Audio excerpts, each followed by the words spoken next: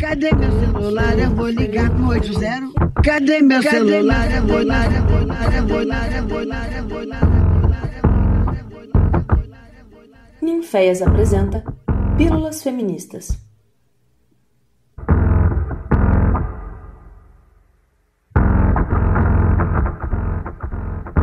Oiê, tudo bem? Aqui quem fala é a Renata Santana e eu trago para esse podcast especial um assunto que muito me interessa como pesquisadora: a questão da inter-relação entre ativismo e arte no movimento feminista. Esse é um episódio especial porque estamos em plena campanha internacional dos 16 dias de ativismo pelo fim da violência contra as mulheres. A campanha é uma mobilização mundial que acontece no Brasil desde 2003, entre os dias 25 de novembro e 10 de dezembro. Nós, do Ninféias, estamos em plena campanha e convidamos vocês para acompanhar as nossas ações. No episódio de hoje, eu convido a artista pesquisadora Amanda Marcondes para me acompanhar na entrevista com o NEAS, Observatório de Feminicídios Londrina, e a Frente Feminista de Londrina, ambos movimentos sociais da cidade paranaense que lutam pelo fim da violência de gênero. Amanda, tudo bem? Olá, Renata, olá a todos que têm nos acompanhado aqui na série Pílulas Feministas. Faz tempo que eu não apareço por aqui, mas para quem ainda não me conhece, eu me chamo Amanda e eu faço parte do Ninféias desde 2019. Eu sou artista e pesquisadora da cena e, assim como a Renata e as entrevistadas aqui de hoje, eu sou da cidade de Londrina. E também tenho atuado, mais recentemente, aí na Frente Feminista de Londrina no Observatório NEAS. Então, Renata, bora começar assim essa prosa potente, com as nossas conterrâneas, nessa ponte, mais uma vez, entre Londrina e Ouro Preto. Bora que bora, mulheres? Respeita, tio, as minas tão no corre. Respeita, tio, guerreira nunca morre. Respeita, tio, que o nosso som é forte. União feminina que não aceita os cortes. Respeita, tio, as minas tão no... Então hoje convidamos para essa entrevista a Cecília França, do NEAS, e a Meire Moreno, da Frente Feminista de Londrina. Respeita, tio, que o nosso som é forte. União feminina que não aceita os cortes. Respeita, tio, as minas tão no corre. Respeita, tio. Eu vou chamar a Cecília para se apresentar. A Cecília que representa o Observatório NEAS. Vem que vem, Cecília. Quero agradecer a oportunidade de estar aqui com vocês, Renata, Amanda, com a Meire, que é essa inspiração como militante, como mulher feminista. E, bom, eu sou jornalista por formação, desde 2005, me formei na UEL. Comecei trabalhando na minha cidade natal, que é Apucarana, uma cidade próxima. Depois eu me mudei para o Acre, lá no norte do país. Morei lá 5 anos. Foi uma jornada de autoconhecimento muito importante, porque costumo dizer que eu sou uma feminista em construção, porque me distanciar desses valores que não... Entender que eles não falavam para mim foi um processo demorado e até doloroso. Mas retornando para cá, a gente veio morar em Londrina. E aqui eu trabalhei na Folha de Londrina um tempo e aquilo não estava mais me completando, me satisfazendo como profissional. Então eu abracei o jornalismo independente em 2015. Desde então eu venho trabalhando dessa forma e todas essas descobertas, esse entendimento do meu lugar no mundo, do meu lugar enquanto mulher, enquanto pessoa, me levou à criação da Rede Lume de Jornalistas, que é o meu trabalho atual, com outros parceiros e parceiras. E a gente vem aí nesse trabalho em defesa dos direitos humanos, da diversidade, que foi por meio desse trabalho que eu conheci algumas das integrantes do NEAS e recebi esse convite muito bacana para integrar a organização e venho atuando aí na medida do possível na parte da comunicação junto com a Meire. A Meire está aqui para falar da Frente Feminista, mas ela é do NEAS também, parte essencial do NEAS. E estamos aí na luta com todos, todas e todes que querem somar com a gente. Obrigada, gente. União feminina que não aceita os cortes. Respeita, tio. As minas tão no corre. Respeita, tio. Guerreira nunca morre. Ninféias, olá a todas, todes e todos. Eu sou a Meire Moreno, mãe da Amanda e da Joana, professora da Educação Básica e atualmente construindo com a Frente Feminista de Londrina, a UNEAS, Observatório de Feminicídios de Londrina, e também a Nossa Popular Coletiva e a Rede Feminista de Saúde. E também sou doutoranda do Programa de Sociologia da Universidade Estadual de Londrina. Assim como a Cecília, queria já agradecer esse espaço para falar sobre ativismo, falar sobre arte e saudar todas vocês, Renata, Amanda, Cecília, que além de fontes de inspiração, e eu estou falando muito sério sobre, são também importantes companheiras e parceiras de luta, que estamos ou na Frente Feminista ou no UNEAS juntas, e é muito bacana poder construir e estar nos espaços com vocês. Muito feliz por estar aqui hoje. A gente evoluiu e os pipoca nem viu. Fomos pra linha de frente com munição e fuzil. Hey, você, mulher, levante a sua cabeça. Não deixe de rebaixar. Somos o elo da corrente que faz o mundo girar. Eu agradeço demais a presença de vocês duas. Fico muito feliz desse encontro.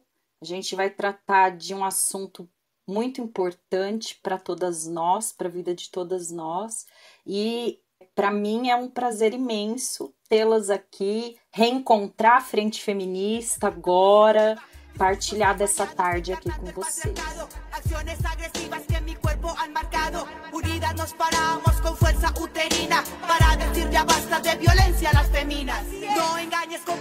Bom, vamos lá então.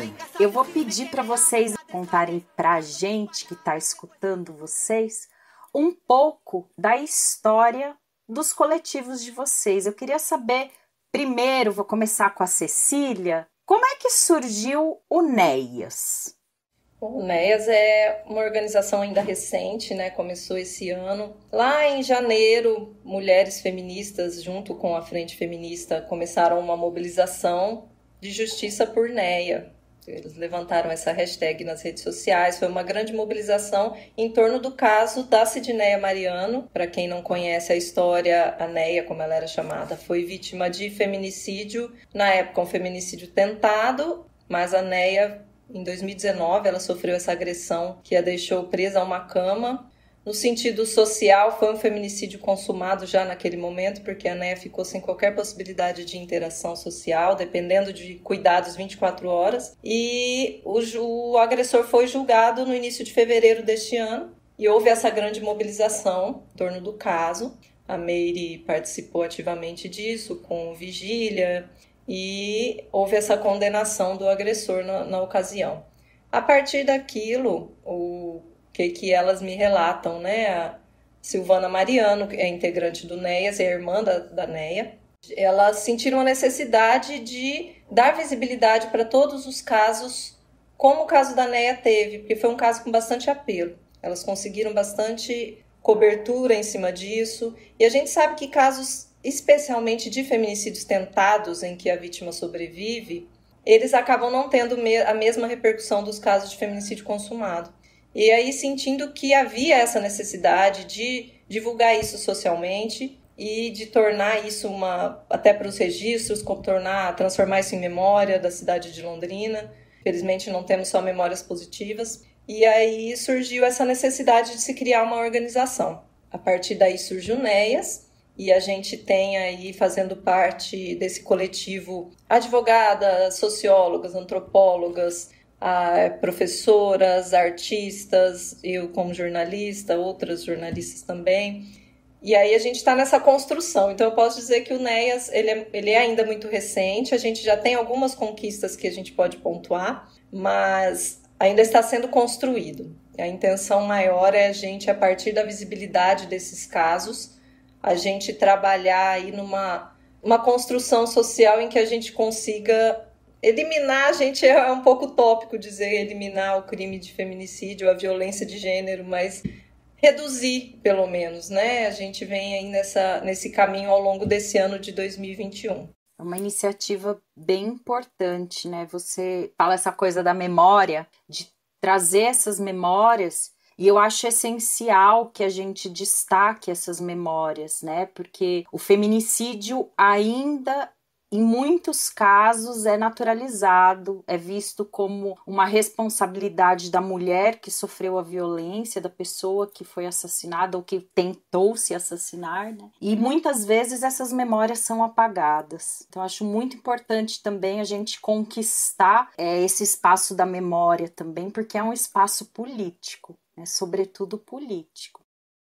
Uma consideração assim sobre a participação da Cecília, né, e da articulação do NEAS é o trabalho dessa questão da memória, como a Cecília traz e a Renata reforça, mas também um diálogo muito profundo com o refazimento, né, uma forma de refazer como essa notícia chega para a população, né? Então, a partir desse histórico, a partir desse diálogo com os jornais, com as mídias da cidade, acho que se você puder complementar um pouco desse trabalho, né, Cecília, acho que seria fundamental para quem está ouvindo a gente e para as outras redes também feministas e de organização social e política possam também ter acesso a esses mecanismos, né, de como trabalhar essas questões aí. Com certeza, eu tinha até elencado isso para falar ali mais para frente, mas já que você trouxe, eu acho muito importante. É uma das conquistas que eu acredito que o NEAS já obteve, vem obtendo, né? Ainda não é uma coisa consolidada,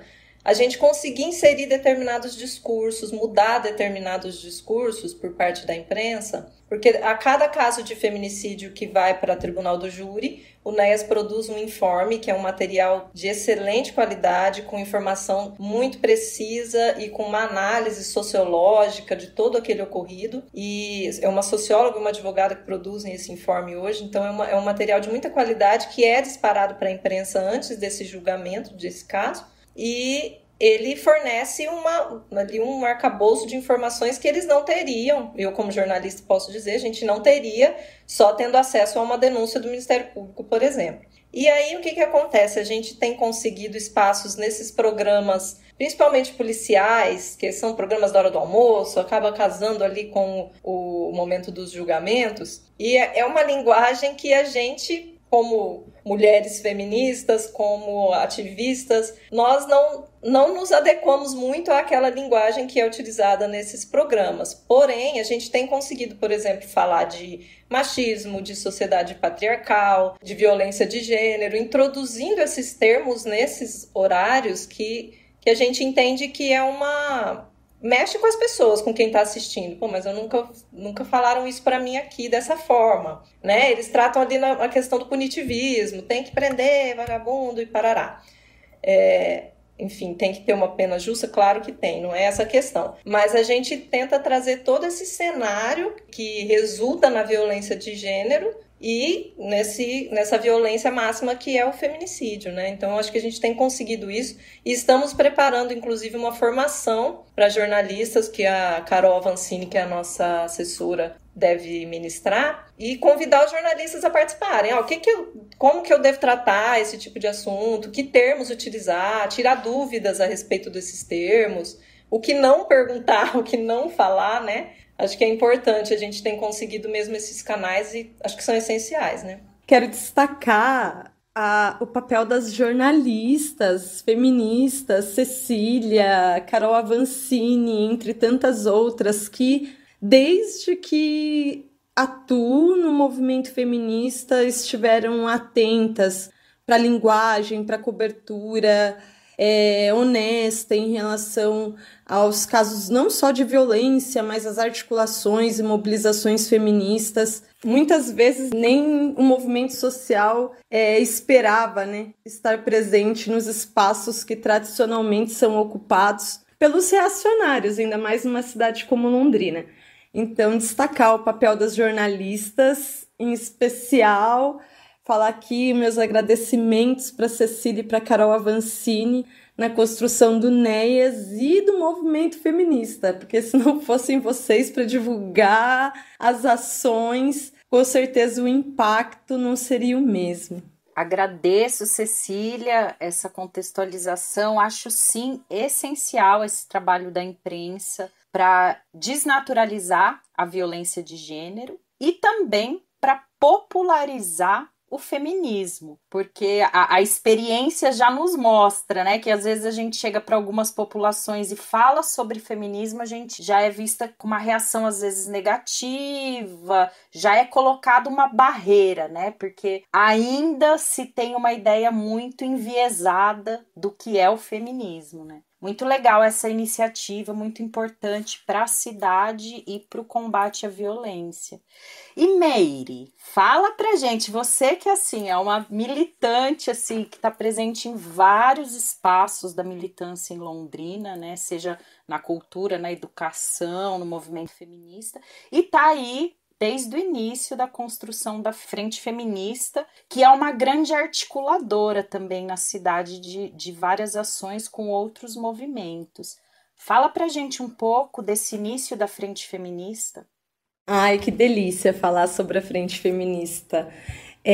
A Frente Feminista, em grande medida, é resultado das articulações das mulheres que vieram antes de nós. A Frente Feminista, ela é uma organização suprapartidária, reúne mulheres de vários coletivos na cidade, de vários partidos, também mulheres independentes, mulheres auto-organizadas em espaços distintos do que estamos acostumadas institucionalmente falando. E é um encontro maravilhoso de mulheres com histórias, vivências, experiências diferentes, de perspectivas políticas diferentes, mas que se encontram na busca da superação de mazelas que nos colocam numa situação muito difícil, né? Da superação do machismo, do sexismo, do racismo, da sociedade que explora os que não podem, pensando aí na dimensão de classe, pensando os preconceitos contra as pessoas LGBTQIA+, pensando aqui que o ponto de vista interseccional é onde nós nos encontramos em grande medida na Frente Feminista. E ela surgiu em 2017. Londrina é reconhecida, né, como uma cidade de mulheres de luta, de mulheres engajadas na construção de uma sociedade mais justa no que diz respeito aí às possibilidades que nós temos em relação aos homens. E já existiam muitos coletivos feministas atuantes há bastante tempo na cidade. Mas em 2017, em uma das construções do 8 de março, do Dia Internacional das Mulheres, que já é histórica na cidade, eu participo do movimento feminista, colaboro, construo junto, aprendo junto com o movimento feminista de Londrina há cerca de uma década, e desde muito antes, o 8 de março já é uma data de luta, né? Uma referência do nosso calendário das lutas feministas. E em 2017, uma das ações que tivemos foi encontro com uma perspectiva mais combativa quando ocupamos a Câmara Municipal de Londrina, ou pelo menos tentamos ocupar a Câmara Municipal de Londrina com nossos bebês nos colos, as bandeiras, né, assim. E naquele momento a gente percebeu a necessidade, porque o mais incrível é que parecia que o movimento feminista, como sempre, estava dormindo, mas as mulheres nunca estão dormindo, é que elas têm muitas tarefas. Né? A gente está se organizando sempre ali nas beiras, nas beiradas, ninféias, direto de Minas, acho que vão entender certinho o que eu tô falando aqui, né? Assim, a gente comendo pelas beiras, como sempre, numa reunião de um final de semana para outro, a gente organizou um negócio que quando a gente viu estava quase ocupando a Câmara Municipal de Londrina. Aí uma companheira, a Tatiane Monteiro, assistente social na época, sugeriu que nós fizéssemos um grupo no WhatsApp e instituíssemos a Frente Feminista como um espaço de diálogo entre esses diferentes coletivos e organizações e mulheres independentes que já eram atuantes no movimento na cidade, para que a gente conseguisse criar uma rede de conexões entre nós. Depois disso, aconteceram algumas ações, mas em 2018 é que a coisa ficou mais séria. Teve o 8 de março, mas logo depois do 8 de março ocorreu o assassinato da Marielle Franco, né, que também mobilizou muitas mulheres da cidade. E na sequência, as discussões na Argentina sobre a legalização do aborto. No mesmo ano que aqui no Brasil tínhamos a avaliação da arguição de descumprimento de direito fundamental, eu acho que é isso, mas foi uma iniciativa na época de militantes do PSOL, na tentativa de se construir via o Poder Judiciário a possibilidade da ampliação das possibilidades legais do aborto, da interrupção da gravidez. Então, a reboque do movimento argentino, as feministas brasileiras abraçaram essa pauta e foi um momento muito, muito potente do movimento feminista em Londrina. Sempre foi, mas foi um momento muito especial, pelo menos para a geração de mulheres que eu tô, né? Assim, que eu me encontro e que eu participo. E desde então, a mulherada nunca parou. Aí depois veio Ele Não, e depois das mobilizações pela legalização do aborto, do Ele Não, infelizmente tivemos a eleição do Bolsonaro e ainda assim persistimos nas lutas, nas pautas e demandas que geralmente são abraçadas somente pelo movimento feminista e naquelas que são consideradas a luta em geral, né? A luta pelo fora Bolsonaro e pela reconstrução da democracia. Estamos aí, até hoje, nessa construção, com o fôlego que temos. E agora, além de Bolsonaro, o coisa e os coisinhos, ainda temos a pandemia para enfrentar nesse contexto maravilhoso, né? Com muita ironia aqui. A parte boa desse contexto é encontrar pessoas incríveis, reencontrar pessoas que já estiveram mais próximas, porque é na luta que a gente se encontra mesmo e que a gente se fortalece e a gente segue. Sim, Mary, é sempre bom lembrar, né, também que a gente está nessa, né, entre a pandemia e um pandemônio político, né, principalmente pensando no contexto, né, no território londrinense, em que 80% da população é pró-Bolsonaro, né, diferente de outros territórios e contextos, como, por exemplo, Ouro Preto, né, em que a gente já tem uma outra conjuntura, uma história mesmo de luta, né? Existe essa memória de luta muito forte. E Londrina ainda é uma cidade colonialista, né? Com 84 anos, me corrija se eu estiver errada, mas super recente, mas que abriga, né? Essa nova classe média, ou esse imaginário também, que está introjetado até nas camadas mais populares, né? A gente vê muito isso. E dentro disso também, eu gostaria de perguntar como que vocês consideram, né, quais vocês consideram as principais ações já realizadas na cidade. E aí eu traria um pouco essa questão, essas ações, pensando no diálogo com as pessoas da cidade, sabe? E nas reverberações disso, o que vocês poderiam falar pra gente? O NEAS ainda é muito recente, né? Como eu comentei para vocês, mas eu acredito que o nosso diálogo até o momento com a sociedade tem se dado nesse contexto da imprensa, né? Da divulgação dos casos. A gente tem a nossa voz ali, em algum momento as pessoas estão sabendo da nossa existência e do nosso trabalho. A gente ainda está se estruturando para conseguir, por exemplo, prestar algum tipo de serviço para familiares, para vítimas de feminicídios tentados. A gente ainda não tem essa estrutura para poder prestar esse tipo de serviço. Mas eu queria comentar de um caso muito específico que nós tivemos recentemente. Nós fomos solicitadas a acolher uma vítima de feminicídio tentado que não está morando em Londrina. Ela se mudou da cidade por medo do agressor e o caso dela vai a júri agora até nesse mês de novembro.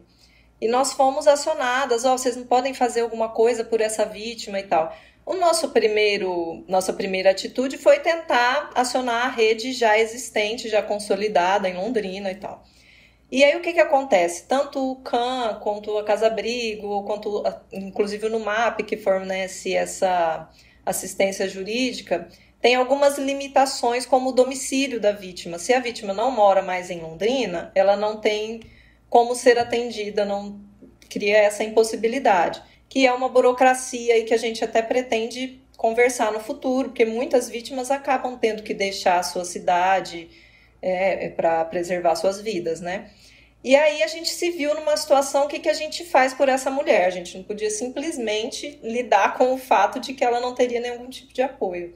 E aí a gente se estruturou internamente e conseguiu o apoio jurídico para ela, conseguiu um apoio psicológico, e a gente vem fazendo isso, acho que já faz uns 4 meses que nós fizemos esse contato. Eu fiz o contato primeiro com ela, foi muito, muito forte assim, a experiência de conversar com aquela mulher, e aí a gente está conseguindo. Até na última conversa ela falou, olha, eu resolvi que eu vou voltar para Londrina depois do julgamento. Então a gente viu que ela está se sentindo fortalecida por ter essa rede de apoio, mas não é um serviço que a gente ofereça ainda, né? Mas isso nos ajudou a identificar, por exemplo, essas lacunas na rede, né? O que a gente pode fazer para poder fortalecer essa rede, para poder sugerir mudanças, de forma que venha a acolher de forma integral, né? E a gente tem nos nossos atos públicos também esse contato com as pessoas, né? Agora a pandemia dificultou absurdamente na realização desses atos, que são assim...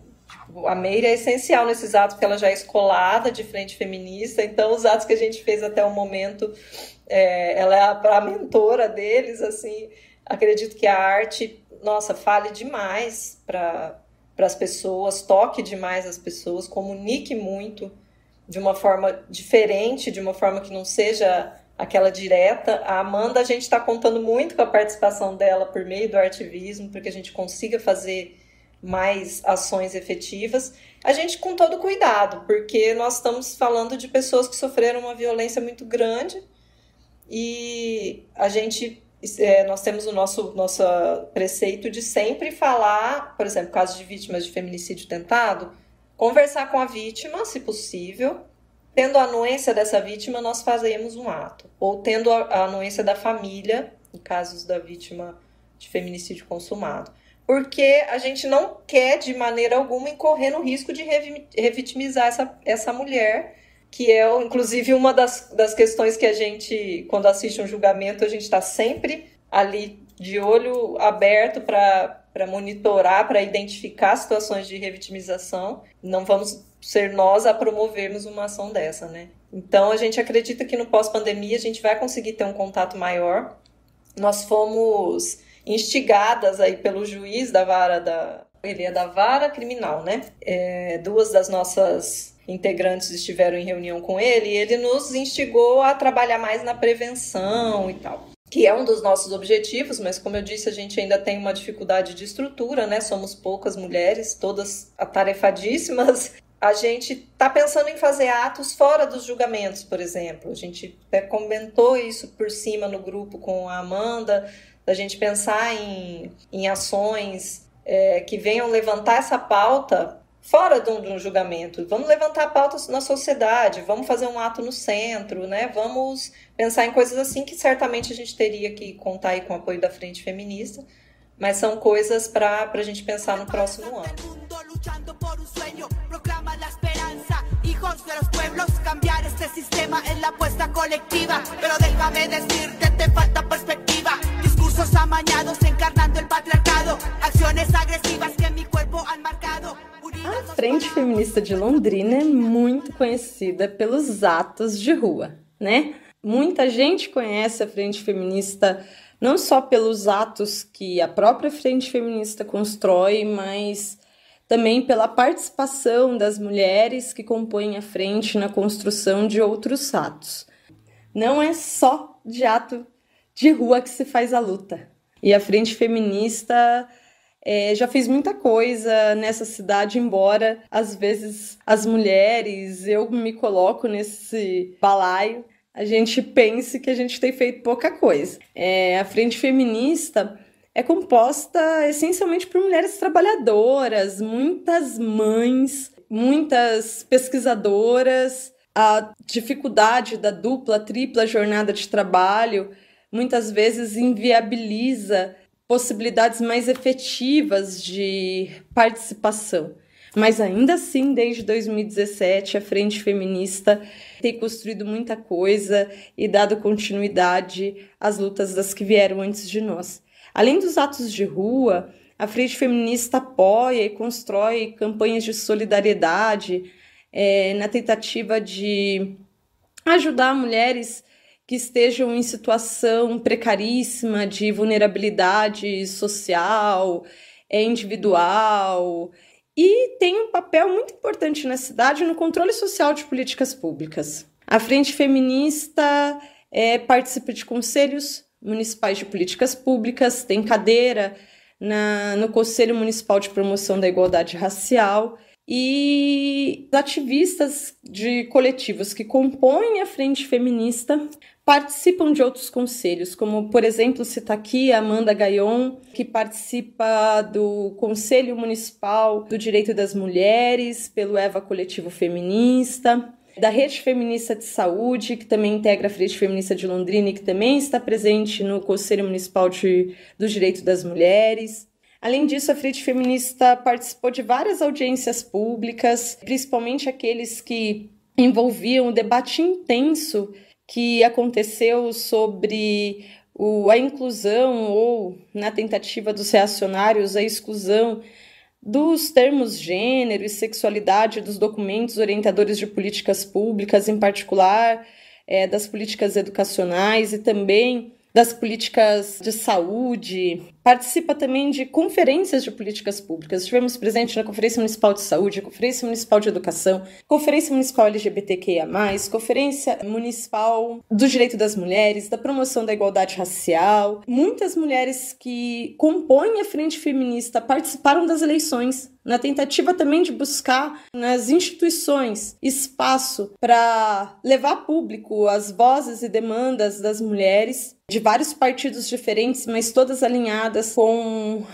a luta anticapitalista, antissexista, anti-LGBTQIA+, fóbico, antirracista. Também, e graças ao engajamento das jornalistas maravilhosas que a gente tem na cidade, a gente garimpa, junto com essas mulheres, espaço na imprensa para que a voz do feminismo chegue cada vez a mais pessoas, né? A palavra do feminismo chegue a cada vez a mais mulheres e a mais pessoas. Eu acho que nos últimos anos, em especial, tem essa articulação, né? Com um movimento cultural, principalmente encontros maravilhosos no movimento dos artistas de ruas de Londrina, com a Nós Clandestinas, com tantos outros coletivos feministas ou não, mais engajados na construção de uma sociedade mais justa, nessa tentativa do encontro com a arte e com a cultura, né? Seja apoiando ou colaborando na construção de sarais, festivais, performances, nessa tentativa de criar uma narrativa mais poética para as nossas lutas e sensibilizar as pessoas também, chegar às pessoas e poder encontrar as pessoas de uma forma diferente. Eu acho que, resumidamente, é isso. Parece que, às vezes, a gente não faz nada, a gente se cobra, né? Tanto, parece que a gente não tá fazendo nada, mas retomando aqui, em menos de 5 anos, estivemos em muitos espaços importantes, além dos territórios, das rodas de conversa, da participação nas escolas, palestras nas universidades, na formação inicial, continuada de professoras e professores e assim por diante. É isso que a gente tem feito. Bastante coisa, né, realizada tanto pelo NEAS como pela Frente Feminista. Apesar da Frente Feminista ter alguns anos e o NEAS está começando agora, são ações muito importantes que reverberam. Eu gostaria então de aproveitar esse gancho e saber de vocês como vocês avaliam as ações que vocês realizam, como elas reverberam para a comunidade, para a população. Sim, apesar do NEAS estar iniciando, né, a gente tem muita coisa, muita ideia para colocar em prática ainda. A gente não tem, por exemplo, cadeiras em conselhos, mas nós temos integrantes nossas que estão no conselho, na Rede Municipal de Enfrentamento à Violência contra a Mulher. Temos companheiras que trabalham na Câmara de Vereadores e que sempre nos alertam para projetos. Nós estamos numa cidade em que vereadores aprovam, gente, indicação para que se proíba fabricação de bonecas trans no Brasil. Então, olha do que a nossa Câmara tem se ocupado, né? Então se ocupam de coisas que não são absurdamente preconceituosas e não tem nenhum tipo de efetividade enquanto política, né? Mas, enfim, e a gente está sendo sempre alertada. Nós tivemos recentemente uma formação sobre o que é feminicídio com a Marici Queiroz, que é uma advogada que integra o nosso coletivo, e foi muito bom. E nessa formação nós fomos instigadas a tentar buscar mudanças, não só com base na judicialização, mas via política mesmo, né? Eu acho que o NEAS tem que se estruturar nesse caminho aí de trabalhar mais as políticas públicas, de se engajar mais na construção delas, e atrás aí da Frente Feminista, que já tem esse know-how de como é que se faz isso e como é que se trava esse embate de uma forma mais efetiva. Por exemplo, nós temos uma questão que é a nossa visão de feminicídio, a visão do que é o feminicídio. Eu gostaria muito de trazer isso aqui,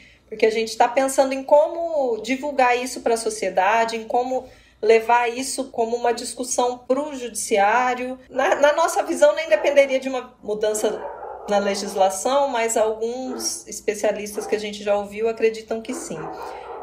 O que acontece hoje? Se nós temos um caso de uma mulher morta ou, enfim, que houve a tentativa de feminicídio e ele era um companheiro, ou ele era um ex-companheiro, ou ele era alguém do convívio dessa mulher, é um feminicídio. Se nós temos uma mulher que é violentada, que é estuprada, que é morta e jogada numa beira de estrada, isso não é considerado feminicídio. Nós tivemos em Londrina 3 casos em 2019, isso é muito emblemático.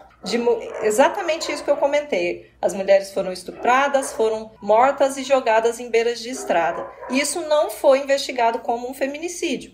Por quê? Porque reduziu-se a leitura ao convívio, ou tem que ser alguém do convívio íntimo. Mas a gente entende, e a lei está lá dizendo que o feminicídio é um crime cometido quando por questões de... Não se usou a palavra gênero, né? A gente sabe que houve um embate em relação a isso, mas subjugação da pessoa do sexo feminino, é o que está na lei, não nessas palavras que eu estou dizendo, mas é o que está lá. E essa leitura muitas vezes não é aplicada. Então nós defendemos que isso seja, porque homens não são mortos dessa forma, homens não são estuprados e jogados em beira de rodovia. Então, nós defendemos isso. E o transfeminicídio. Uma mulher trans que é morta, ela é morta por conta da sua situação e por questões de gênero. A gente tem que ter esse entendimento. Nós tivemos também em Londrina casos absurdos. Uma mulher trans mutilada num hotel, os pedaços dela dentro de uma mala encontrados. Isso não é um feminicídio na leitura do judiciário. Nós tivemos casos mais recentes em que uma foi agredida e a outra foi morta com tiros na Avenida Leste-Oeste, uma avenida muito famosa aqui da cidade. Não é considerado um feminicídio. Por quê, né? Qual que é o argumento? A gente quer muito trazer esse debate porque a gente entende que há uma limitação. A gente está procurando os caminhos para fazer isso. A gente quer procurar o pessoal da Frente Trans, entender qual é a demanda deles, aprovar um adendo a essa lei, enfim, levantar esse debate que a gente acha que tem que ter essa leitura mais ampla mesmo. E mesmo com essa leitura que a gente considera restrita, nós tivemos aumento de casos de feminicídio ano passado, né? E o próprio Anuário Brasileiro da Segurança Pública aponta ali uma possível defasagem desses números. Mais de 700 poucos casos não foram incluídos como feminicídio, apesar de terem sido cometidos por companheiros ou ex-companheiros, o que automaticamente os transformaria em feminicídios. Ainda há casos em que teoricamente seria um feminicídio óbvio, que não é considerado, e há esses casos que a gente defende que deveriam ser vistos com outra ótica. Eu acho que vale aqui mencionar o reconhecimento. Depois de tanto tempo de lutas de muitas mulheres de diferentes gerações, diferentes coletivos, de uns tempos para cá, as feministas têm sido convidadas a participar dos espaços de construção que são tradicionalmente ocupados por homens. Isso não se faz sem dores, de forma alguma. Eu acho que todas as mulheres enfrentaram já as suas dores dificuldades diferentes nesses espaços, mas antes esses eram os espaços que nos expulsavam, né? Seja por culpa ou por reconhecimento, agora estamos neles. Assim, é um avanço, assim, e resistindo, porque as dinâmicas masculinistas, sexistas, elas se reproduzem nos espaços mistos e tem sido um grande desafio para muitas mulheres da frente feministas que valorizam os espaços exclusivamente femininos, e aqui femininos, leia-se não só mulheres, cis ou trans, mas todas as corporalidades que escapam às normas heteronormativas. A frente feminista é um espaço para as corpas subversivas, digamos assim, né, que buscam a subversão. E, para além desse, que eu fiquei até pensando se eu deveria dizer ou não, porque ainda é um campo cheio de tensões e de dificuldades, eu acho que a principal é essa proximidade com outras mulheres, com outras corpas, né? A frente feminista possibilita esses encontros. Se a gente for lá e abrir o grupo do WhatsApp da frente feminista nesse momento, não são as mesmas mulheres que estavam há 2 anos atrás, há 1 ano, há 3 anos, há 5 anos. É um espaço que as pessoas se encontram, se conectam, às vezes se distanciam, retornam, às vezes não. Esse encontro é muito importante porque essas conexões nos fazem aprender muito, porque cada mulher que chega com uma vivência, uma experiência, uma expectativa, e é um novo encontro, novos fazeres, e isso eu acho que é importante para todas que estão lá. Nesse processo de construção de respeito mútuo, que nem sempre é fácil, porque somos diversas, é muito importante. Já passaram muitas mulheres pela frente feminista, muitas continuam por lá, e a gente às vezes não se encontra nas comissões organizativas, mas nos encontramos em outros espaços de luta.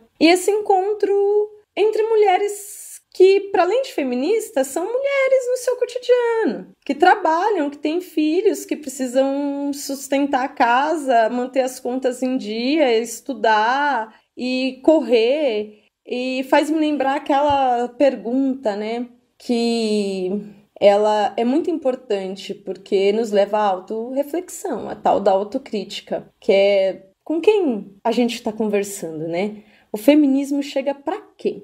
Né, assim, para quem, afinal, esse feminismo está chegando? E é interessante que, para responder, pensando aí nessa pergunta, a gente sempre vem com essa perspectiva de que o feminismo não chega na periferia, e a gente nem nota, não chega nas mulheres periféricas, não chega nas mulheres negras, não chega nas mulheres trans, não chega nas mulheres vulneráveis, mas nem sempre a gente percebe que nessa fala vem um pacote de clientelismo, né? Como se nós só fôssemos Me lembra aqueles filmes de Armagedon norte-americanos, estadunidenses, sabe? Que tem um grupo que é salvador do universo, né? Assim. E as feministas não têm as respostas, elas não sei nem se pretende chegar a alguém ou se é o inverso, né? Se o que nos pretende é que as outras pessoas que cheguem com as suas vozes, as suas demandas, as suas necessidades, as lutas diárias e do cotidiano. E esse encontro, devagarinho, a gente tem tentado fazer, porque eu acho que nesse momento, a principal tentativa da frente feminista é criar os espaços, porque nós não temos as respostas para os problemas que são tão diferentes e tão diversos. O que a gente pode fazer é criar os espaços para que as mulheres falem e sejam ouvidas, e que suas vozes ecoem. E talvez isso seja a principal tentativa, não sei se é o impacto que a gente alcança, mas de alguma forma a gente percebe isso quando nas escolas as estudantes conhecem a frente feminista. Elas sabem o que está acontecendo, elas querem participar das reuniões, embora muitas vezes não tenham autorização das famílias. Quando a gente percebe uma pauta de um programa jornalístico sob a narrativa das feministas, né, ocupando um espaço que antes não ocupávamos, enfim, No cotidiano, quando a gente vai para a praça pública e leva o panfleto pela legalização do aborto e a gente é ouvida. Trazer esses temas, gênero sim, aborto legal sim, vamos lutar pelo fim do feminicídio. E essas demandas que geralmente são invisibilizadas, de alguma forma ou outra, ecoam por conta das conexões entre essas diferentes mulheres de luta que persistem resistindo, apesar da gente viver numa cidade com, sei lá, quantos por cento, Amanda, você falou? 85 na época da votação, não sei como que tá agora, os autodeclarados. Resistimos. É isso. Sim, e eu fico pensando também, May, espero não fugir muito, mas de como esse movimento de resistência, como você começou, né, a sua fala, ele é muito anterior a nós, né? Eu fico pensando nessa relação entre arte e ativismo da Scarlett O'Hara, sabe? De como a gente teve um nome tão forte que foi, assim, sistematicamente abafado na cidade, né? Por conta da visibilidade de uma mulher negra, trans, ativista, artista, né, que ganhou uma projeção nacional e que construiu uma familiaridade mesmo, né, tipo uma família em Londrina. Fico lembrando quando a Mel recebe a faixa, refundando, eu acho, renascendo mais uma vez essa frente trans, o quanto é simbólico, né, essa história que mais uma vez soterram, tentam apagar, mas a gente ousa em ressurgir das cinzas, sabe? A gente ousa em se reencontrar, em se refortalecer, sabe? Pensando assim, tudo que vocês estão falando aí, né, eu acho que o caminho é esse mesmo, né, Meire, de promover esses encontros, e são encontros que passam entre nós, né, e aí tem essa questão jurídica que a Cecília traz, o que é feminicídio, o que a lei reconhece. Também penso em outra coisa que a Cecília falou, que é a coisa de se tornar feminista, né? Que eu acho que é um processo, é uma construção permanente. São processos em que a gente vai passando, vai se entendendo, vai reconhecendo as violências que nos marcam, mas que também marcam outros corpos, e vai entendendo essas intersecções, né? Nessa convivência com as outras mulheridades, nesses espaços de encontro, nessas redes de apoio que eu pude ver que elas existem. E aí, a partir dessa percepção, a gente também vai criando estratégias, cada uma da sua maneira, mas muitas vezes interseccionadas nessas redes, né? Estratégias de sobrevivência mesmo, né? E de enfrentamento. Acho essencial criar esses espaços, né? E resistir. É um movimento de resistência permanente. E aí, eu vou resgatar uma questão que, assim, enquanto pesquisadora é muito cara para mim, é o ponto que eu tenho tentado desenvolver no meu mestrado, e que a Cecília já falou em certa medida lá atrás, a Meire também falou, sobre como o movimento feminista tem promovido cada vez mais ações que se encontram nessa intersecção, nessa liminaridade. Eu falo liminaridade porque aí eu trago aqui uma pesquisadora da cena, ela se chama Ileana Diegues Cabaleiro, e ela chama de liminaridades essas intersecções que existem entre a arte, a vida, o pessoal, o político, e que se concretizam em ações, né? Ações públicas, ações estéticas, ações performativas, que disparam questões que são contemporâneas, políticas, sociais, né? É aquilo que se encontra entre um fenômeno que é ritual, artístico, ou no caso do movimento social é um fenômeno também, né? E o entorno, essa zona, né? Esse lugar complexo que mistura a arte com a vida, mas que também carrega em si uma condição ética muito bem definida, e no nosso caso a gente tem aí o feminismo como uma ética também, né? E essas criações que aparecem nos cenários urbanos, né? Eu acho que essas ações, elas geram imagens bem fortes e elas vão trazendo outras camadas para a nossa luta, né? Elas disparam outros sentidos para quem passa e vê, para nós também que estamos nesse lugar de promover essa ação. Eu sei que vocês não se denominam como artistas necessariamente ou performers, artistas da cena, mas vocês criam e vocês realizam essas ações dentro da luta de cada coletivo ou nessa intersecção entre os coletivos, porque NEAs e Frente Feministas estão aí, né, imbricadas. Como é que vocês veem esse trânsito, esse diálogo, essa intersecção nas ações que vocês realizam ou em outras ações que vocês já tiveram contato? Bom, eu realmente não sou da arte, mas o que eu acredito é que a arte fala muito, né? Ela toca muito, ela tem uma capacidade de chegar onde um discurso direto, um discurso jornalístico não chega. É uma simbologia muito grande e que toca pessoas que eu acho que não seriam tocadas de outra forma. Então, eu acredito que quanto mais a gente puder explorar esse lado, e a gente conta muito com as artistas que estão lá. A Meire não é artista, mas ela tem ali eu acho que ela para mim ela é. Mas ela, até por conta da atividade dela como professora, ela já relatou das aulas de educação artística que ela aprendeu a fazer cartazes e aquela coisa toda. Isso tudo enriquece demais um discurso que nós, enquanto no NEAS, eu, por exemplo, como jornalista, não tenho isso, e nós temos muitas acadêmicas ali que não têm também que são muito formais, talvez.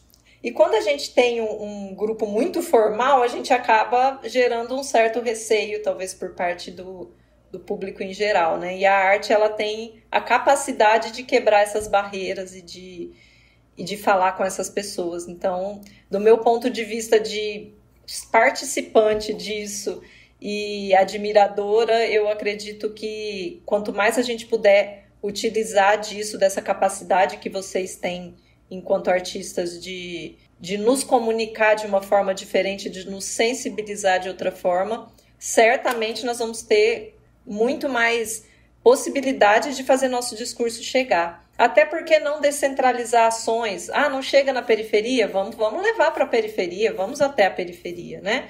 Vamos lá falar com aquela mulher que está lá. A gente na pandemia viu como nunca o quanto as mulheres da periferia carregam nas costas esse país. Então, assim, vamos lá, vamos falar com elas. As violências são diárias. A violência não é só um tapa, não é só uma... Até eu tenho muito contato com uma mulher periférica que eu admiro muito, tem um trabalho social incrível.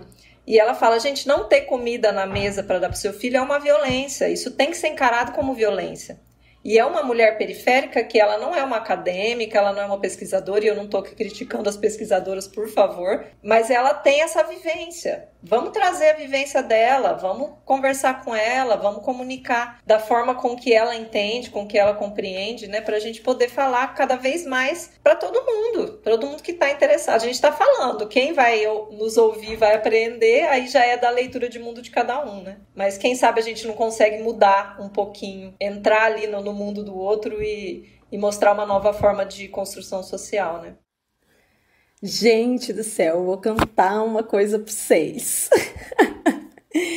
Por incrível que pareça, foi em Londrina, na Londrama, que eu me conectei com a arte e com a cultura, nessa cidade aí de 80 e lá vai pedrada de % de bolsonaristas. Tem esse encontro maravilhoso com a arte e com a cultura que a gente é surpreendente, né? Eu sou uma menina de origem periférica, né? Uma mulher que era menina de origem periférica. Muitas vezes a arte foi me negada. Não vou dizer cultura, porque do campo das ciências sociais a gente tem uma perspectiva mais ampla, né? Uma perspectiva antropológica do que seja cultura, mas a arte, principalmente a erudita, digamos assim, foi negada, né? Tava a arte popular da minha avó, das minhas tias, as cantorias, a presença do que elas faziam no cotidiano, o que a gente conhecia, inclusive pela mídia, né? Da indústria cultural. Mas o pouco que eu alcançava vinha pelas aulas, olha, se chamava educação artística. Nem arte se chamava, a gente tinha aula de artesanato, bem dizer. História da arte, jamais. Eu fui saber de história da arte depois que eu já tinha quase terminado o primeiro curso de graduação, quando eu descobri que caía artes no vestibular da UEL, que eu estava indo para o meu segundo curso de graduação, e que eu fui estudar, já sabia que existia, evidente, mas ter o acesso mínimo para conseguir fazer a prova. Então imagina, gente, a leitura da Ser Humano aqui, como que eu vou me encontrar como uma artista se o meu encontro com a arte se deu de uma forma tão, sei lá, estranha, não sei, né? Muito bons encontros com a arte popular, que eu acho que é onde eu tô, né? Quem me conhece na cena, eu vou falar da cena, eu estou muito mais de participante e apreciadora, me acabando nos sambas e nos lugares do que em qualquer outra coisa. Mas esse encontro em Londrina me trouxe, eu falando aqui de uma perspectiva muito particular, uma perspectiva que antes eu não conseguia enxergar, porque me foi negada. E essas possibilidades só foram possíveis por conta dos encontros e das conexões. Falando aqui da Frente Feminista, em 2018, Renata é uma das, se não a principal mentora de uma ação no ato que eu acho que foi, eu não lembro se foi o primeiro ou o segundo grande ato Nossa Hora de legalizar o aborto, que a Frente Feminista começou a ter essa pegada de querer se colocar enquanto movimento de forma poética, com uma instalação incrível, super sensível, que se realizou na rotatória da Avenida Higienópolis, um ponto de encontro de grupos reacionários aqui em Londrina, e que foi super impactante. E daquele momento em diante, é claro que em outros momentos, arte, cultura sempre foram presentes no movimento, as mulheres ali sempre estiveram muito ligadas a isso tudo, mas a partir daquele momento a arte começou a se tornar ativismo de verdade para a Frente Feminista. E desde então, muitas instalações, performances têm sido tomadas como estratégias importantes e potentes de ação feminista na cidade. E tem sido uma estratégia importantíssima, ainda mais relevante no contexto da pandemia. Muitas vezes as pessoas têm expectativa que atos que têm algum impacto social são aqueles que reúnem milhares de pessoas, que levem milhares e milhares de pessoas para as ruas, que lotem o calçadão de Londrina ou o espaço escolhido para a ação de rua acontecer. E há uma cobrança até interna, né, dos movimentos para que ocorra público, que tenha presença de apoiadores e apoiadoras, de pessoas que construam junto as lutas. Mas na pandemia, reunir milhares de pessoas é impossível, centenas também. Como? Né? Como viabilizar as ações num contexto onde as pessoas não podem se encontrar? As instalações e performances têm sido instrumento e ferramenta de luta de grande potência, porque é por meio das instalações, das performances, que a gente tem alcançado a visibilidade necessária para as nossas pautas. Se antes a nossa preocupação era reunir muitas pessoas num lugar, a preocupação passou a ser como sermos vistas em muitos lugares por muitas pessoas. E nesse sentido, a arte contribui muito. E mesmo as pessoas que nem sabiam o que era arte, né? Tipo eu, assim, começaram a produzir arte. Sei lá, você produziu o nome, talvez esse seja um termo, não sei, muito mercadológico, mas não tem outro nome, né? Isso aí. Enquanto eu acho que trabalhadores, acho que talvez produzir seja um termo muito importante para trabalhadoras e trabalhadores da cultura, né? Assim, a coisa da produção. Então, vou manter o termo, assim. E o que a gente realiza são essas tentativas. As mais bem-sucedidas, obviamente, têm o amparo e a inspiração das artistas, essas sim, trabalhadoras e trabalhadores também, né, da cultura na cidade. Renata, Amanda, as ideias, né? Raquel. Gente, a Raquel, maravilhosa! Precisa ser citada aquela ação da... Exatamente, a Raquel Palma, a performance pelo assassinato, o feminicídio da Sandra Mara na Prefeitura de Londrina foi muito impactante, né? Na Praça dos Poderes, foi muito impactante, que foi finalizada com a bandeira da Frente Feminista sendo hasteada na frente da prefeitura, que para a gente é muito simbólico do ponto de vista da ocupação de territórios, né? A própria performance, que já fizemos várias adaptações do Estuprador é Você, o Violador és Tu, já fizemos várias adaptações para contextos diferentes. A instalação do ato lá em 2018, que agora em 2021 foi reproduzida numa ação da Frente Feminista no Calçadão, no dia 28 de setembro, Dia Latino-Americano e Caribenho de luta pela legalização do aborto. Sem contar lambes que não só artistas, embora não se autodeclarem artistas, né, constroem dentro da Frente Feminista, mas que atualmente tem sido construído em parcerias com coletivas de outras cidades, de outros estados, e a gente vê mais uma vez a arte criando conexões, né? Não só entre mulheres de Londrina, mulheres do país inteiro, e nos dando a ferramenta necessária para que a gente insista na nossa luta, ainda quando não se pode ter ninguém na rua. Criando conexões, narrativas e resistindo por meio da arte, do ativismo, graças à inspiração de mulheres incríveis e potentes como a Amanda, a Renata, a Raquel, a Lina Emelo, a Melissa Campos, e seria muito injusto não citar tantas outras, Teresa Mendes, e a gente podia, a lista é imensa, né? E é isso, gente. Arrasou demais, Meire. Obrigada pelas menções também, né? A gente, às vezes, precisaria andar com uma lista no bolso, sabe?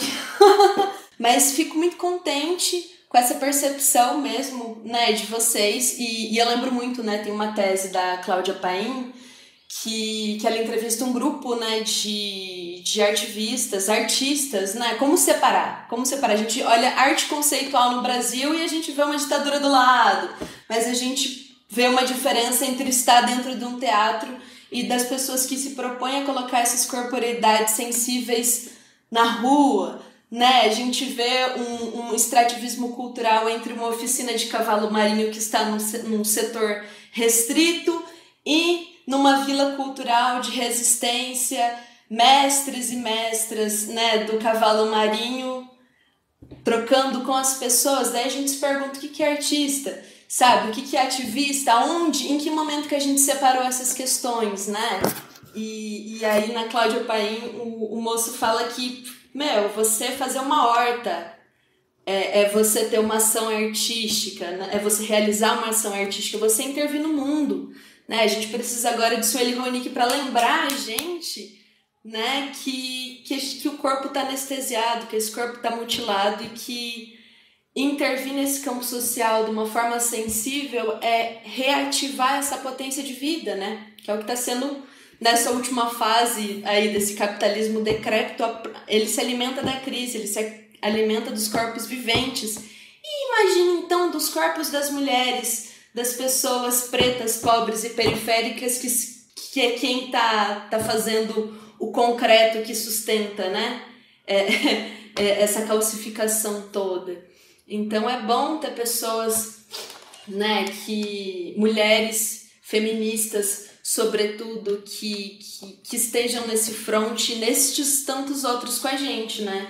Porque às vezes é necessário sim, né, ter uma jornalista ao lado, que ela também vai ser essa mulher da escrita e de como construir esse diálogo, como que é se fazer ouvida por esse público que muitas vezes não quer ouvir o artista, mas uma jornalista vai estar lá ouvindo, né? Ou uma advogada que vai saber e compartilhar os seus saberes, uma socióloga, uma antropóloga, uma professora, sabe? Uma mãe que vai saber ali como intervir nessas situações. E a gente se faz nesse aglomerado, né? Como, em que momento distanciaram o ser pessoa do fazer intervir no mundo, né?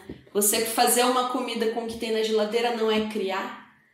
Oi, sabe? Transformar um salário mínimo para uma família de 5 pessoas não é criar?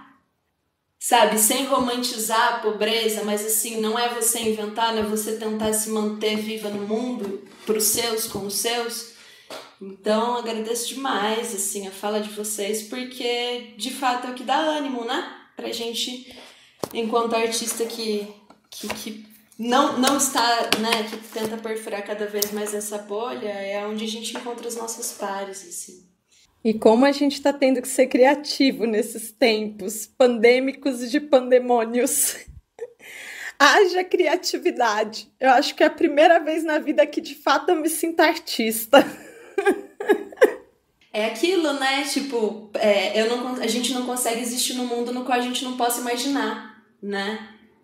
Então a gente precisa imaginar esse mundo diariamente e moldar ele a fogo, né? Como que a Idila, né, uma artista de Belo Horizonte, fala: o problema não é o fogo, nunca foi o fogo, é de que lado dele a gente tá. Eu fico pensando aqui também que é também uma estratégia, né, nos afastar do sensível. É uma estratégia para nos tornar corpos dóceis, né? Então, a arte vem nesse lugar de resgatar mesmo, né? É isso que nos negam, que o sistema nos nega, né? E eu tenho desconstruído bem essa ideia do que é ser artista ou de quem é artista, né? Eu vejo muita potência em corpos que não se autodenominam ou se autodeclaram artistas. Vejo que também se autodeclarar artista e sobreviver como artista nesse mundo é também um ato de resistência, nesse Brasil em especial, né? Mas estamos aí, estamos juntas, estamos misturando tudo nesse caldo gostoso, porque a gente vai derrubar o patriarcado, a gente vai... É uma questão de tempo, né? Estamos em processo, mantemos a esperança para sobreviver e essa rede, né? Essa articulação que é essencial. E aí vocês falaram, a gente já está encaminhando agora para os momentos finais da nossa entrevista, que está maravilhosa.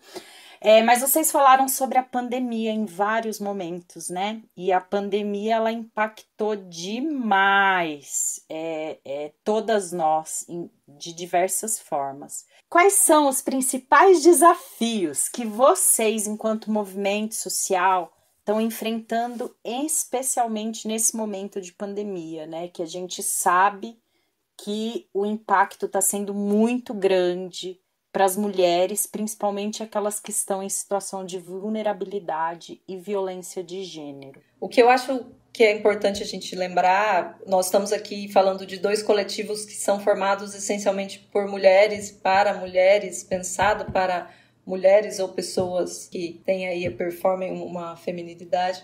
E as mulheres, a pandemia trouxe para a gente uma carga extra.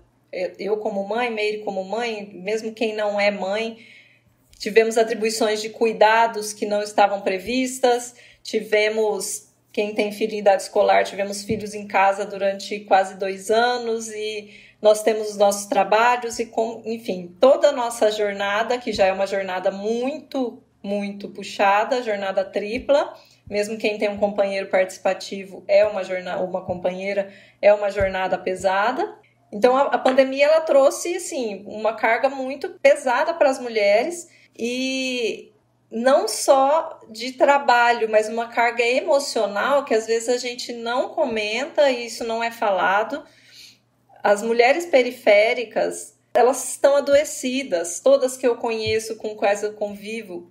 Não só as periféricas, é lógico que para a saúde mental nesse momento de quase todo mundo está em frangalhos, mas elas estão adoecidas porque, gente, é tanta responsabilidade e é o você não poder, por exemplo, abandonar o seu emprego porque você depende dele para sobreviver, ou é você ter que deixar de trabalhar mesmo precisando daquela renda, e aí você não tem um apoio estatal para isso. Então, assim, nós estamos falando de duas entidades formadas por mulheres. O NEAS nasceu nesse contexto de pandemia, já lidando com todas essas questões. Então, falando do ponto de vista das integrantes, todas nós temos muito pouco tempo para militar, muito pouco tempo para exercer as nossas funções ali, as quais a gente se dispôs, né?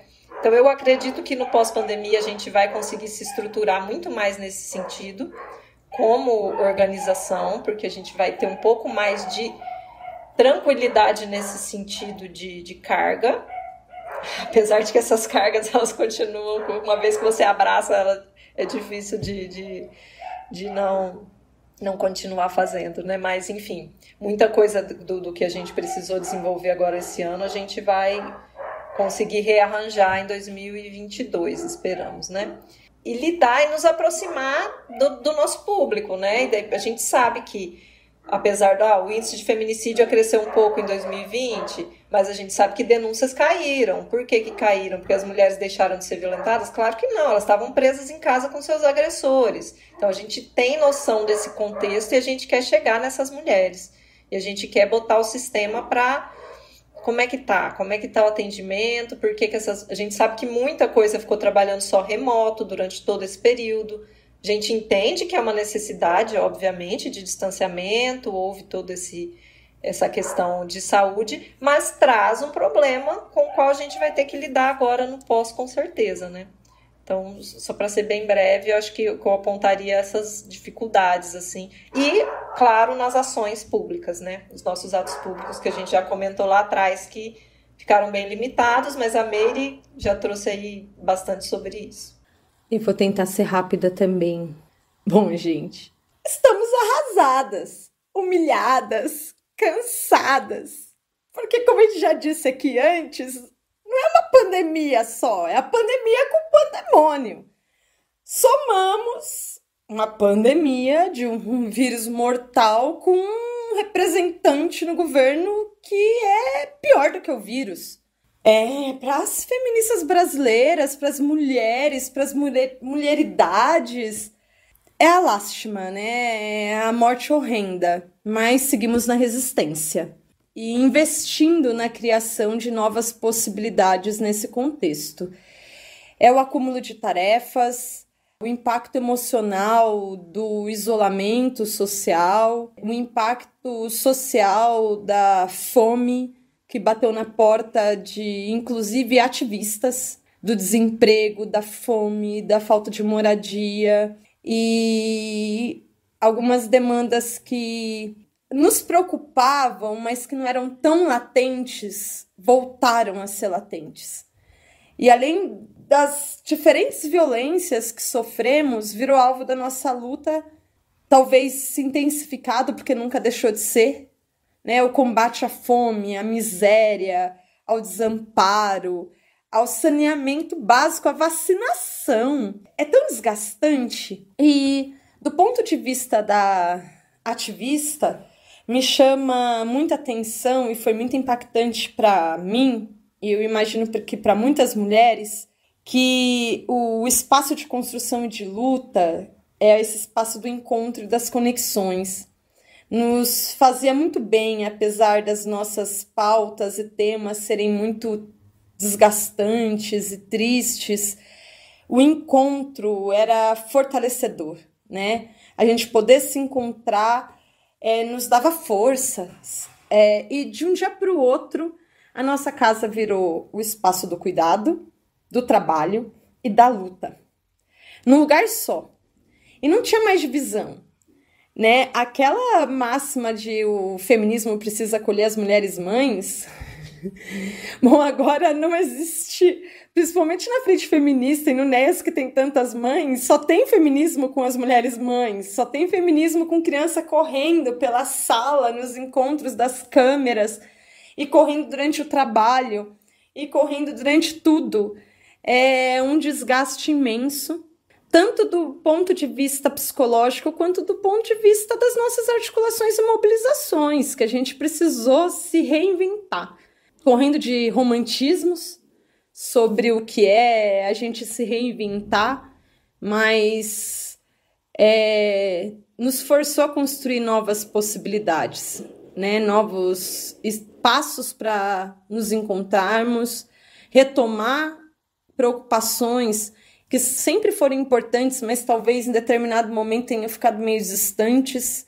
Essa preocupação com a fome, com a miséria, com o básico do básico, né, com a saúde mais básica, elementar, e que é importante dizer das mulheres que não são ativistas, né? Os números, eles falam por si, as pesquisas demonstram o número de violências, enquanto eu sou professora, longe de ser um privilégio ter ficado em isolamento durante um ano, ter a possibilidade de trabalhar de casa, porque parece ser um privilégio, mas para quem é professor ou professora sabe bem o que foi passar um ano dando aula ao mesmo tempo que tinha as crianças em casa. Pude ouvir coisas que antes eu não ouvia. A gente sabia que acontecia, né? Era presente no nosso cotidiano, mas nunca foi tão presente. Eu moro num condomínio que tem mais de uma centena de famílias e a violência nunca foi tão presente. Seja contra mulheres, contra meninas, né? Os gritos, as roupas voando pela janela, os pedidos de socorro, que de alguma forma se desdobraram em legislações específicas, né? Inclusive responsabilizando os síndicos e condomínios pela não denúncia, né, desses casos. Mas é isso. A pandemia nos impactou o mundo inteiro, nos impactou de forma particular. Sobrevivemos, ainda bem que estamos aqui. Eu tô aqui feliz porque eu tô suando, porque eu tô com sintomas de Covid. Minhas filhas, só não tem criança passando aqui porque elas estão na casa da minha mãe. E é isso, é uma série de novas questões, uma série de novas responsabilidades, de demandas, de desafios. A gente segue na resistência, segue com autocrítica, tentando se olhar também. E aqui digo, enquanto ativista, enquanto integrante, representando a Frente Feminista, que em todas as reuniões se repensa, né, a partir do que já foi feito, do que precisa ser feito ainda. E continuamos na luta, apesar da pandemia e do pandemônio. Que seja breve. Assim seja, Meire. Obrigada, mulher. Obrigada demais pela sua fala, pela Cecília. E para fechar essa conversa boa, eu gostaria de fazer aquela velha, né, e importante questão, que é como que nós, enquanto sociedade, podemos contribuir, né, e fortalecer essas iniciativas, né, da sociedade civil em defesa dos direitos das mulheres, pelo fim da violência de gênero. Então eu convido vocês a nos ajudarem com as contribuições de vocês e também lançarem aí suas considerações finais pra gente, suas despedidas, mencionarem páginas em que a gente possa seguir, acompanhar os trabalhos da frente, do NEAS. E deixo aqui meu muito obrigada à Renata que propôs essa atividade, a vocês por terem aceito e por poder passar essa tarde aqui com vocês. Obrigada demais. Bom, já vou indicar o site do NEAS. Tem uma biblioteca incrível no site, muito completa, com artigos, com livros, tem podcast, muito bacana para quem se interessa pela temática do feminicídio e da violência de gênero como um todo. Acessem lá observatorionea.com. É um site assim, não reparem que ele é construído de uma forma um pouco amadora, porque ninguém ali é especialista. Precisamos, inclusive, de uma mulher dessa área, venha conosco. Mas tem esse conteúdo muito rico lá. E o que eu queria deixar aqui como mensagem ou algo que possa estimular aí quem está nos ouvindo, primeiro para as mulheres, eu queria assim, para todos na verdade, que a gente entendesse essa construção social que a gente vive, entendesse que a gente tem que desconstruir muita coisa ainda. Mas entre nós mulheres, uma coisa que para mim talvez tenha sido meu primeiro indício de que eu vivia numa sociedade patriarcal e machista, o quanto essa sociedade estrategicamente nos opõe, nos coloca como competidoras, não nos coloca como parceiras, como incentivadoras umas das outras. Então eu cresci ouvindo que eu tinha que competir com amigas ou com colegas, cresci ouvindo que homens eram melhores amigos do que mulheres, que eles eram mais confiáveis. Então, assim, são construções que eu acredito que lá no início isso foi uma estratégia para impor isso para a gente, e hoje é uma coisa completamente normalizada. E a partir do momento que você desconstrói isso, você forma redes maravilhosas como o NEAS, como a Frente Feminista, como esse encontro que a gente está tendo aqui, e você passa a admirar mulheres, e isso eu estou falando para homens também, passar a admirar mulheres, a entender a nossa importância na sociedade, o quanto que a gente faz para que a gente tenha um país e um mundo mais justos, mais igualitários. Então, o meu convite é para essa desconstrução do olhar. E esse ponto específico da competição, talvez algumas mulheres se identifiquem com isso, ouvindo esse relato de uma experiência individual minha. Obrigada, Renata. Obrigada, Amanda, por essa oportunidade. Obrigada, Ninféias. Meire, sempre um prazer te ouvir e aprender com você e trocar com você. E até a próxima oportunidade. Muito obrigada. Ai, como é bom estar com mulheres tão potentes e maravilhosas. A fala é sobre isso, sobre encontros, sobre conexões. Penso que o que precisamos é estarmos perto de mulheres, de histórias diferentes, de vivências diferentes. Juntas somos mais fortes. Parece um clichê, mas é um fato. Somos mais potentes nos nossos encontros, justamente porque podemos não só alcançar maior possibilidade de fala quando somos muitas, mas principalmente porque a gente pode desenvolver a nossa escuta. E quando escutamos bem, podemos falar melhor, né?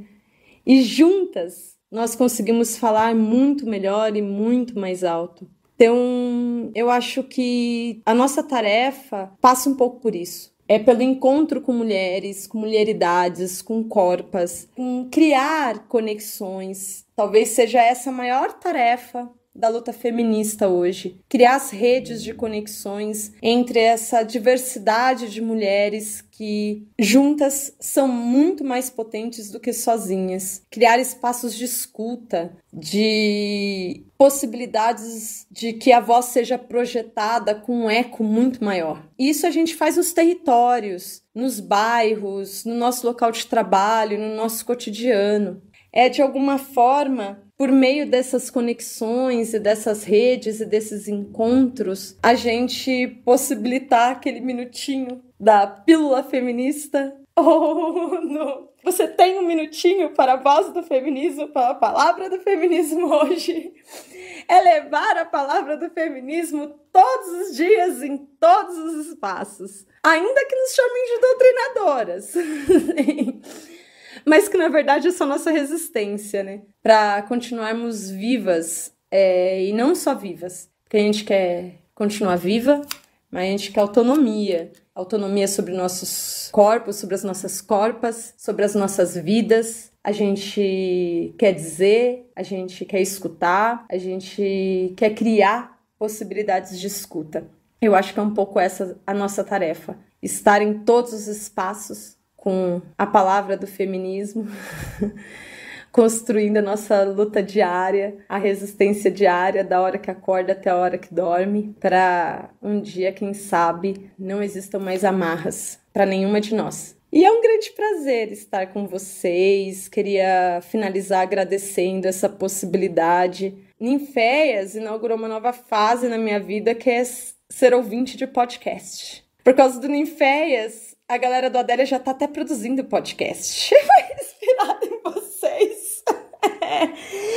Qualquer coisa depois eu mostro os resultados. E eu sou muito, muito, muito feliz por esse encontro e que essas parcerias persistam, que Ninféias, Neias, Frente Feministas e todas as coletivas tenham vida longa, porque a revolução será feminista ou não será. E é de nós por nós. É isso, gente. Valeu. Obrigada. A revolução feminista está acontecendo, talvez a gente não veja ela toda, mas estamos fazendo parte e é muito importante. É muito importante a gente manter essas teias que nós temos tecido entre nós e que elas se ampliem cada vez mais, né? Que a gente dissemine mesmo o feminismo por todos os cantos e por todos os poros de todas as pessoas. Desse mundo careta e covarde. Eu agradeço imensamente a presença de vocês, Cecília, França e Meire Moreno, a parceria aqui da Amanda Marcondes na condução dessa entrevista, ao NEAS, Observatório de Feminicídios Londrina, e a Frente Feminista de Londrina, pela acolhida, pela disponibilidade, pela troca. Renata, brigadão, mulher. Brigadão, pessoal, a todo mundo que nos acompanhou até aqui. Nos basta dizer que o episódio de hoje ele foi especialmente produzido para os 16 dias de ativismo pelo fim da violência contra as mulheres. Nossa campanha segue até o dia 10 de dezembro e você pode acompanhar pelo Instagram @ninféias_. Por hoje é isso. Beijas roxas feministas pra você e até a próxima. Essa foi mais uma produção do Ninféias, Núcleo de Investigações Feministas, com o apoio da Pró-Reitoria de Extensão da Universidade Federal de Ouro